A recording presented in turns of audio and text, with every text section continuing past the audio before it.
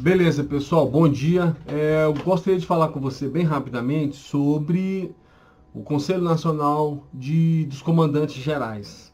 Você sabe o que é isso? E você sabe qual a finalidade do Conselho Nacional dos Comandantes Gerais? Não? E a Operação Tiradentes, que hoje, dia 21 de abril, está sendo desencadeada em todo o território nacional, de acordo, né, com o site da Polícia Militar de Minas Gerais, nós vamos ver agora, mais de 600 mil policiais atuando em defesa da sua segurança. Eu quero levantar algumas hipóteses, quero fazer uma análise dessa atuação da Operação Tiradentes, tá? O que significa a Operação Tiradentes, ok? Então, vem comigo nesse raciocínio que nós vamos construir agora. Antes eu quero te mostrar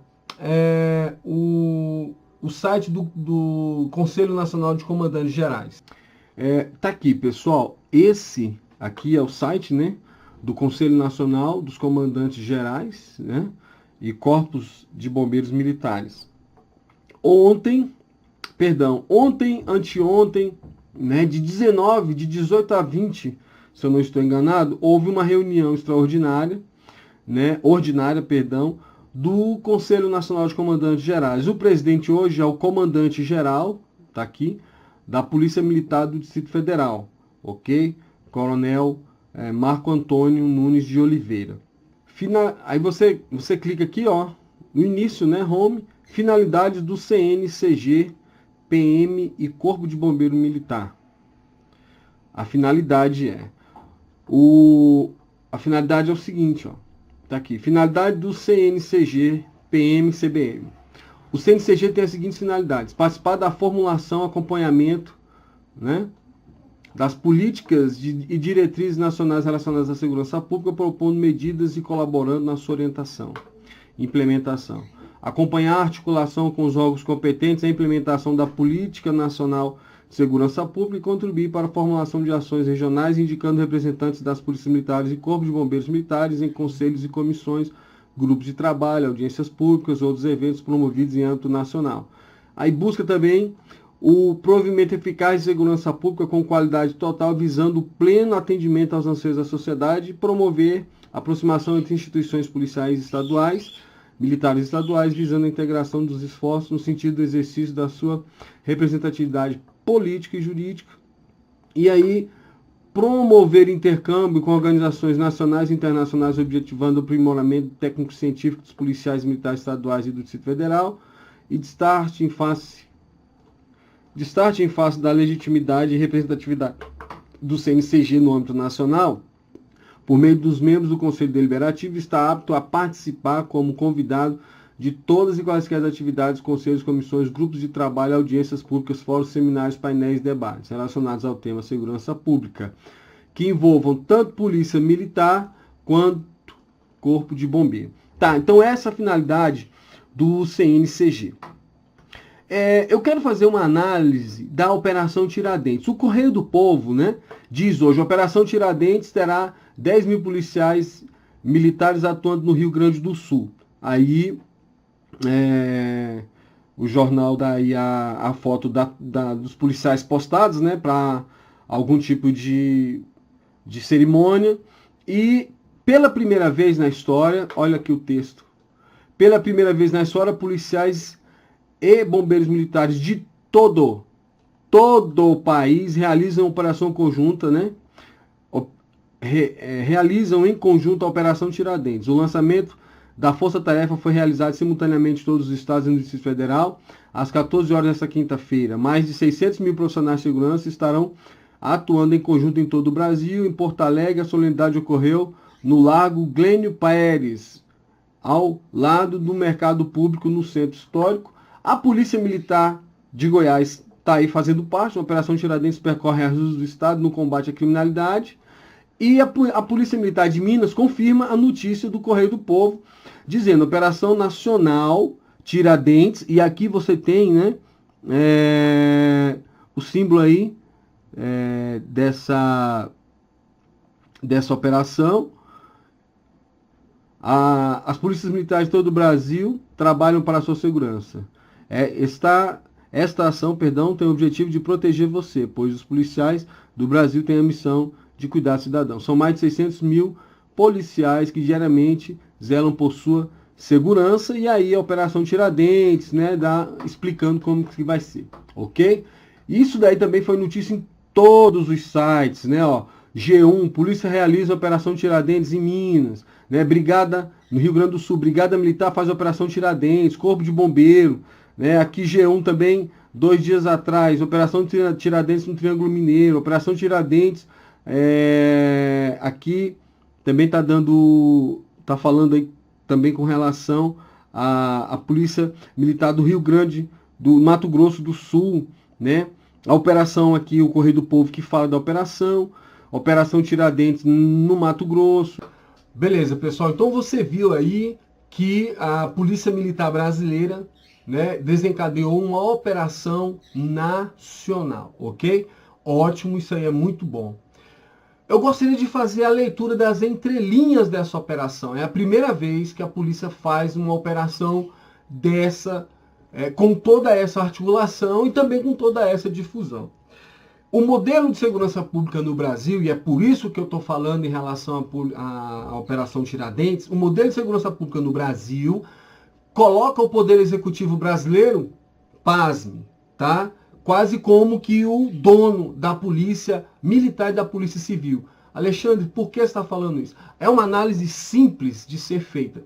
A Constituição brasileira remete à autoridade aí dos governadores de Estado, tá? À Polícia Militar e à Polícia Civil. Ou seja, a nossa Constituição disse que tanto Polícia Militar quanto Polícia Civil estão subordinados ao Poder Executivo nos estados. E as constituições de cada estado repetiram essa determinação. Você sabia que até para ser promovido o policial precisa beijar a mão do governador do estado? E no caso do oficialato é ainda pior. Por quê? Porque o Conselho Nacional de Comandantes Gerais, para você que ainda não entendeu, o Conselho Nacional de Comandantes Gerais é formado pelos 27 comandantes das polícias militares brasileiras. Para se tornar comandante geral, você tem que atingir, basicamente, bem sucintamente, eu vou estar falando aqui, basicamente você tem que atingir 2 requisitos. Primeiro, ser o coronel no último posto da carreira, ser policial no último posto da carreira, ou seja, ser, no caso da Polícia Militar, coronel. E o segundo requisito é ser escolhido pelo governador. Então você percebe que essa figura de comandante-geral é uma figura que não é escolhida pelos policiais. Pasme! O chefe da instituição, o cargo maior da instituição, não são os policiais que escolhem. É alguém fora da instituição. E aí surpreende a polícia militar ao querer do governo do determinado estado. Por quê? Porque se até para promover o policial depende do governador de estado, se para ser escolhido comandante-geral da sua própria unidade, ele tem que beijar a mão do governador, beijar a mão entre aspas, tá? O que eu estou falando aqui é que o policial precisa, no mínimo, estar alinhado com o governo do estado. E aqui eu não estou falando isso de forma a denegrir a imagem de nenhum comandante-geral. Eu estou fazendo apenas com você uma constatação da realidade. Por quê? Porque como é um cargo, comandante-geral é um cargo de livre nomeação e exoneração do Poder Executivo, o Poder Executivo vai escolher inimigo? Vai escolher quem bate no governo? Não vai. Não vai. É a lógica da política brasileira, infelizmente ainda é a lógica da política brasileira. Primeira coisa que eu gostaria de argumentar em relação a isso. A independência administrativa e financeira da Polícia Militar e da Polícia Civil brasileira. Ah, tá. O mesmo padrão se repete na Polícia Civil, ok? Bem sucintamente, para ser o comandante da Polícia Civil, lá no determinado estado, em qualquer um dos 27 estados, o policial civil tem que tem que preencher pelo menos 2 requisitos. Ser delegado de polícia de classe especial, ou seja, é o que seria o coronel na PM. É o último cargo da instituição na Polícia Civil, é o delegado de carreira, né, de classe especial.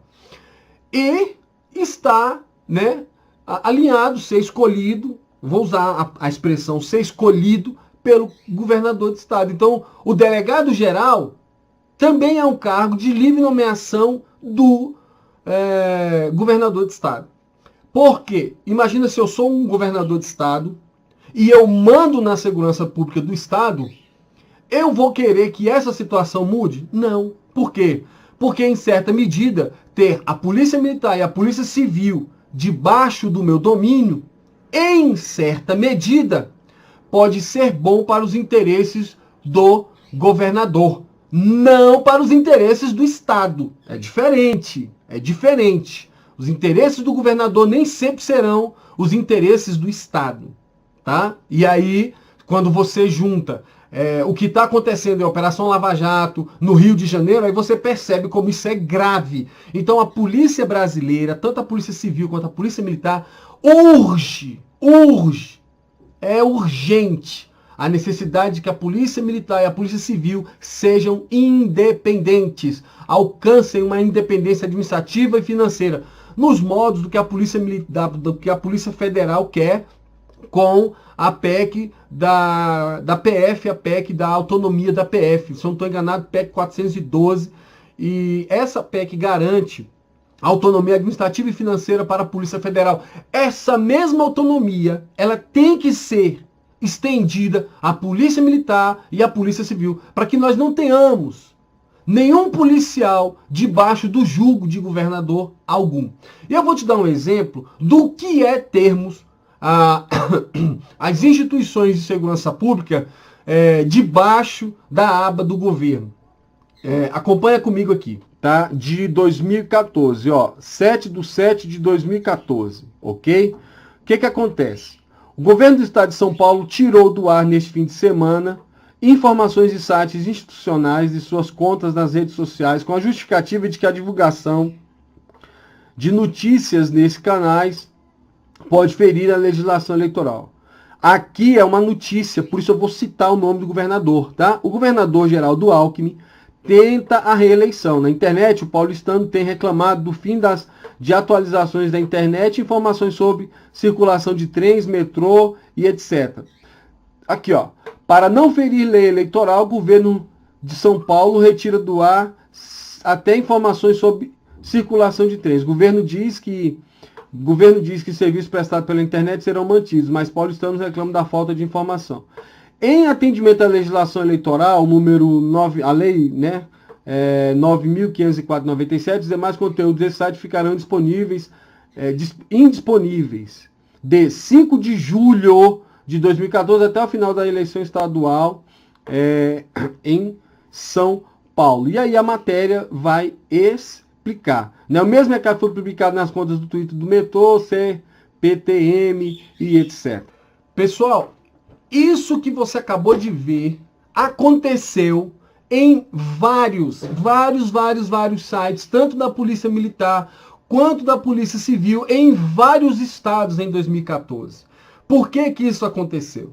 Porque os governadores, eles fazem o seguinte: em vez de o site da polícia ser um site independente, para trazer informações independentes para o cidadão sobre a atuação policial militar ou sobre a atuação policial civil, os governadores colocam o quê? Colocam dentro do site do governo uma aba destinada à polícia militar e à polícia civil. E fazem propaganda. E aí a Justiça Eleitoral fez o quê? Precisamos retirar do ar, porque está se configurando propaganda.